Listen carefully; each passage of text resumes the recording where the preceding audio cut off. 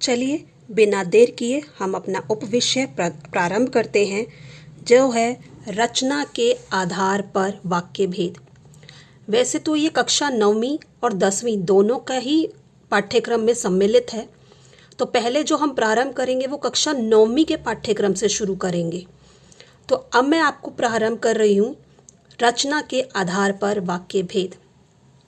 देखिए, रचना के आधार पर किसी भी भाषा को सीखने के लिए हमें वर्णों का ज्ञान होना आवश्यक है।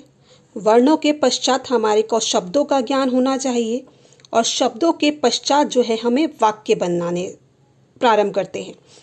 तो वर्ण और शब्द ये जो विषय है आप छठी से लेकर जो है 8वीं तक आपने बहुत अच्छे से सीख लिया होगा।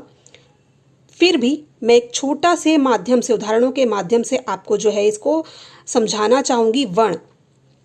वर्ण जैसा कि आप जानते हैं भाषा की सबसे छोटी इकाई जिसके टुकड़े नहीं किए जा सकते, जैसे कि क, ख और ग, ये हमारे कहलाएंगे वर्ण। इनके हम टुकड़े नहीं कर सकते, लेकिन जैसे ही हम इनको किसी जोड़ेंगे, मान लीजिए मेरे पास एक वर्ण और है क, म, ल, ये मेरे पास 3 अलग अलग वर्ण हैं, मैं इनको तोड़ नहीं सकती। लेकिन जैसे ही मैं इनको जोड़ूंगी, आपस में मैंने इनको जोड़ा क, म, ल, तो ये मेरा बन गया कमल।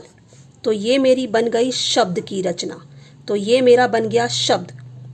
तो वर्ण और शब्द ये हमारे को भाषा का हमारा प्रारंभ है।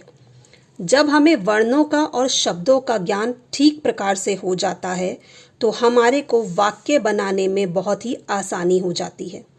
अब इसी शब्द को, कमल को, अगर मैं वाक्य में जोड़ूं, वाक्य में प्रयोग करूं, तो मैं एक उदाहरण के माध्यम से बताती हूं कि कमल हमारा राष्ट्रीय पुष्प है। तो इस कमल शब्द को मैंने वाक्य में प्रयोग कर दिया, तो ये मेरा बन गया वाक्य। तो भाषा हमारी यही है कि हमें सबसे पहले वर्णों का ज्ञान होना चाहिए, उसके पश्चात शब्दों का, और शब्दों के पश्चात ही हम वाक्य प्रारंभ कर सकते हैं।